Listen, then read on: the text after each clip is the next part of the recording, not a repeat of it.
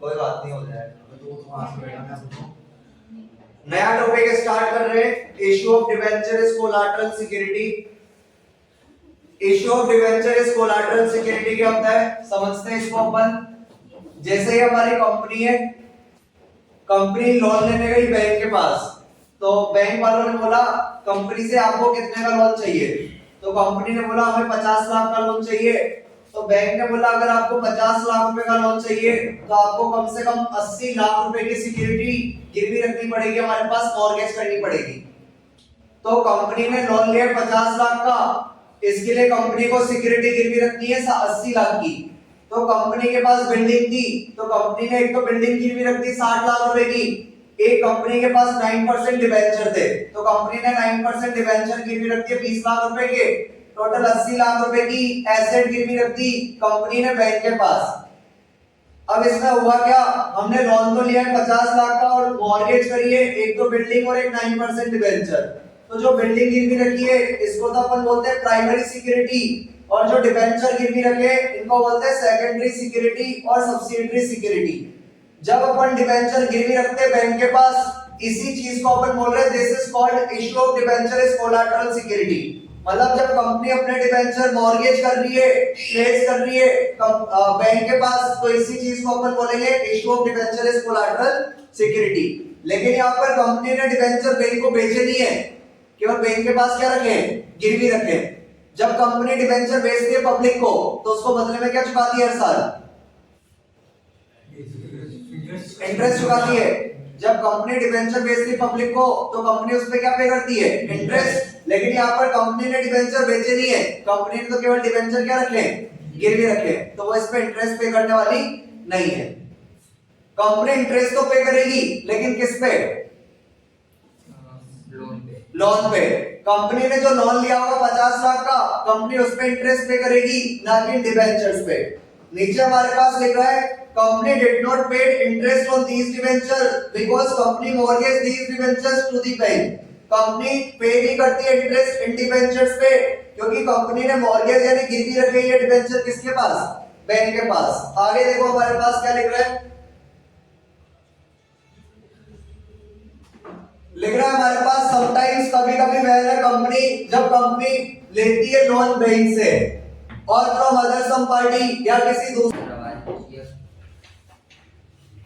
तो हमारे पास लिख रहा था sometimes when a company takes a loan from bank और some other party the company may have to issue debentures as a subsidiary या secondary security in addition to the principal security। यानी company यहाँ पर company ने पहले तो क्या गिरवी रखा था बिल्डिंग, उसके बाद क्या गिरवी रखे हैं डिबेंचर। तो जो डिबेंचर अपन गिरवी रख रहे हैं वो कौन सी सिक्योरिटी है हमारे पास, सेकेंडरी सिक्योरिटी है सब्सिडियरी सिक्योरिटी है। नीचे लिख रहा है द बैंक और the other person to whom such debenture are issued, bank को या किसी अदर बंदे को जो ये डिबेंचर दिए जाएंगे are issued as collateral security, मतलब गिरवी रखे जाएंगे, विल नॉट बी एंटाइल्ड, पाने का अधिकारी नहीं होगा टू एनी इंटरेस्ट, कोई भी इंटरेस्ट नहीं मिलेगा उनको इस डिबेंचर पे। इस डिबेंचर पे उसको इंटरेस्ट मिलने वाला क्यों नहीं है, क्योंकि कंपनी ने डिबेंचर उसको इशू नहीं करे, केवल क्या रखे गिरवी रखे। लिख रहा है हमारे पास no interest pass for primary security in the books of the accounts. अगर हमने जो प्राइमरी सिक्योरिटी गिरवी रखी है बिल्डिंग प्लांट या मशीन, उसकी कोई एंट्री यहाँ पर अपन को करनी नहीं है। आगे देखते हैं,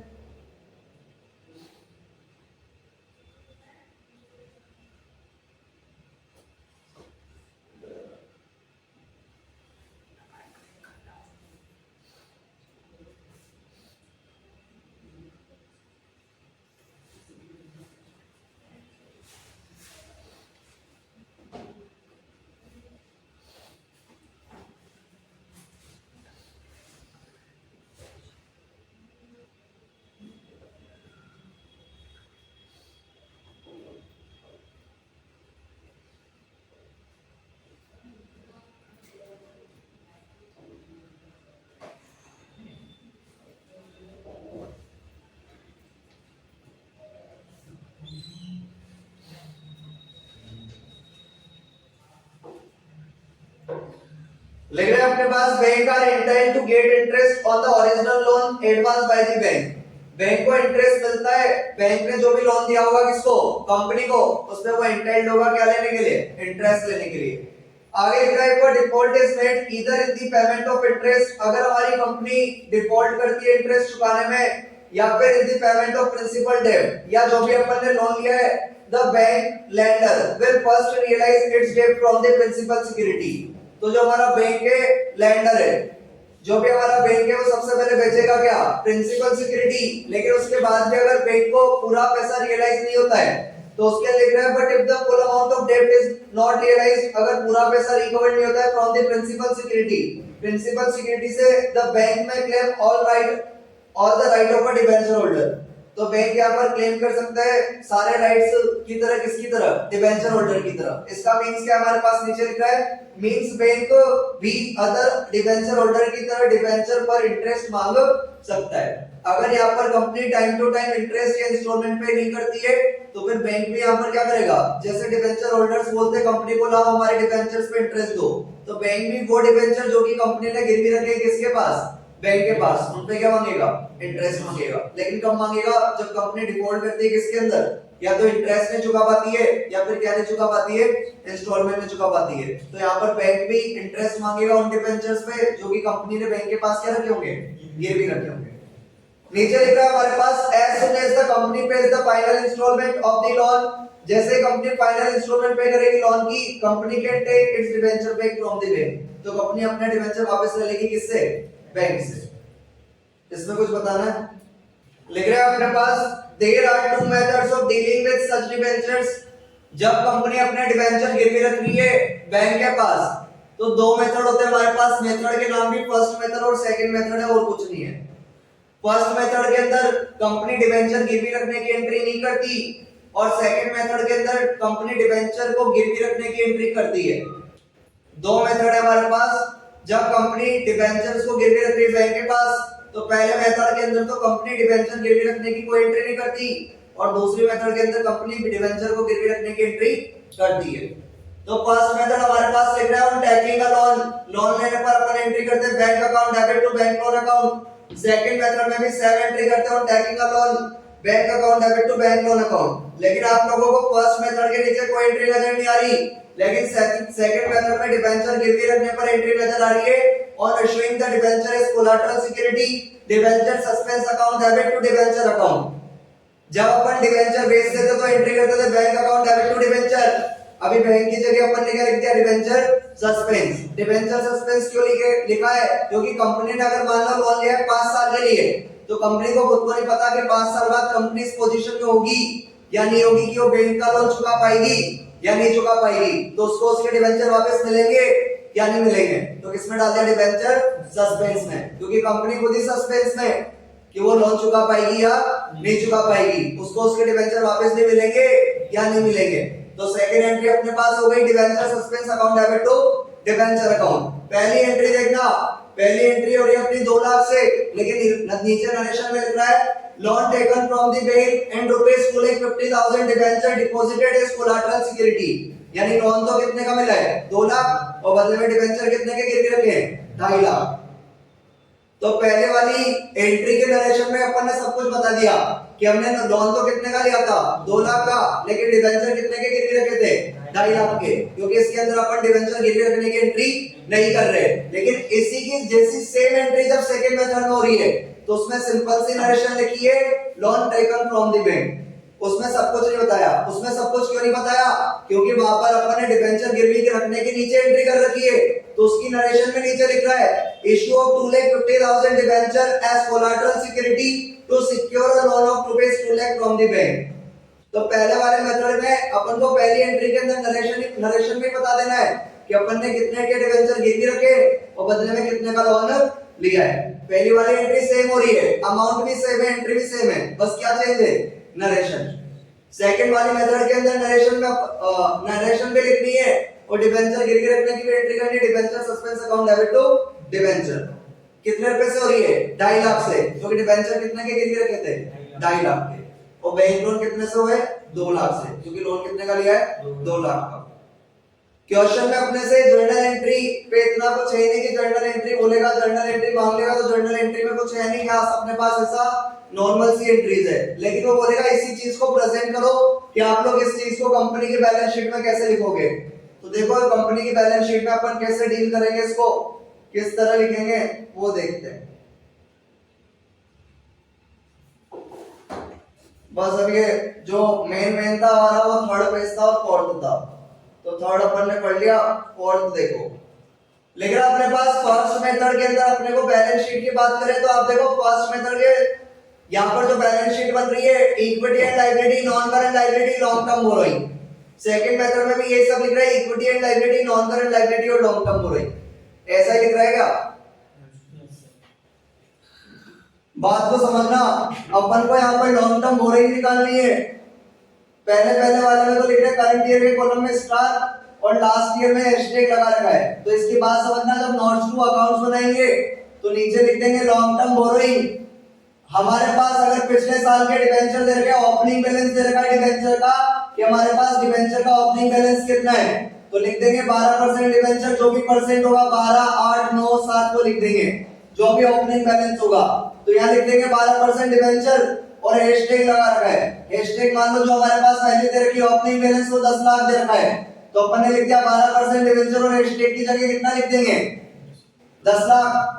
ब्रैकेट में ये लिख रखा है इन एडिशन डिबेंचर को 2.5 lakh have been issued as collateral security.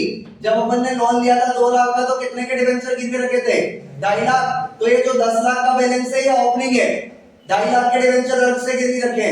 तो ये चीज ये बोल रहा है इन एडिशन इसके अलावा डिबेंचर को 2.5 lakh have been issued as collateral security. 10 lakh के अलावा कितने के डिबेंचर गिरवी रखे अपन ने 2.5 लाख के, तो उसके लिए नीचे लिख रहा है बैंक से अपन ने लोन लिया था कितने का 2 लाख, और नीचे नरेशन में मेंशन कर दिया on collateral security of debenture of 2.5 lakh. बदले में कोलैटरल सिक्योरिटी डिपॉजिट करी है कितने की 2.5 लाख की, और लोन कितने का लिया है 2 लाख का। अगर अपन हैशटैग का और 2 लाख का टोटल करेंगे तो कितना आ जाएगा स्टार में 12 लाख, क्रॉस की जगह कितना देंगे 12 लाख, क्योंकि अपने पास ओपनिंग बैलेंस कितना था 10 लाख और डिबेंचर अपन ने लोन कितने का लिया है 2 लाख, तो क्रॉस की जगह कितना आ जाएगा 12 लाख। तो बैलेंस शीट में कैसे लिख देंगे, जो हैशटैग वाला है ओपनिंग बैलेंस है उसको तो यहाँ पर डाल देंगे और जो टोटल 12 लाख है उसको यहाँ पर डाल देंगे।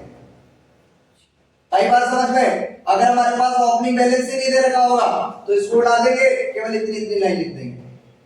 अगर हमारे पास ओपनिंग बैलेंस ही नहीं दे रखा होगा डिबेंचर को तो ये वाला काम नहीं करेंगे, केवल लिख देंगे bank loan on collateral security of debenture of जितने का लोन जितने के डिबेंचर गिरवी रखे वो यहाँ पर लिख देंगे और लोन जितने का लिया वो यहाँ पर लिख देंगे। ये वाली चीज हट जाएगी क्योंकि हमारे पास क्वेश्चन में ओपनिंग बैलेंस ही नहीं है, तो केवल अपने को कितने से एंट्री करनी है फिर 2 लाख से। तो हमारे पास ये बैलेंस शीट का फॉर्मेट तो अपन पहले भी पढ़ते हुए आए, बस थोड़ी चीजें चेंज होती रहती है। नोट्स टू अकाउंट से बनाने पड़ते हैं अपने को। अगर हमारे पास डिबेंचर का ओपनिंग बैलेंस दे रखा है तो लिख दो 12% डिबेंचर और ओपनिंग बैलेंस अपन ने कितना बनाया यहाँ पर 10 लाख, तो हैशटैग की जगह कितना लिख देंगे अपन 10 लाख। लेकिन जो अपन ने 2 लाख का लोन लिया था उसके बदले में कितने के डिबेंचर गिरवी रखे थे 2.5 लाख के, तो ये चीज वो बोल रही है ये 2.5 लाख के डिबेंचर इसमें शामिल नहीं है। इन एडिशन यानी इसके अलावा डिबेंचर अपन ने अलग से इशू करे कितने के 2.5 लाख के, कोलैटरल सिक्योरिटी यानी क्या रखे गिरवी रखे। उसके लिए नीचे लिख देंगे अपन बैंक लोन लिया था कितने का 2 लाख का और डिबेंचर अपन ने गिरवी रखे थे कितने के 2.5 लाख के, टोटल कितना हो जाएगा 12 लाख। तो 10 लाख तो यहाँ लिख देना और 12 लाख यहाँ पर लिख देना।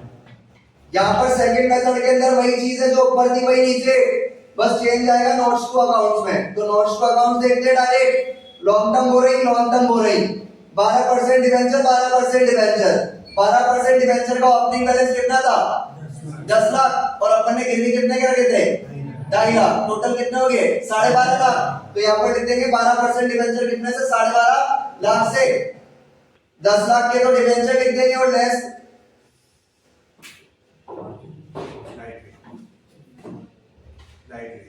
राइट ये बंद हुआ है, ये बंद हुआ है।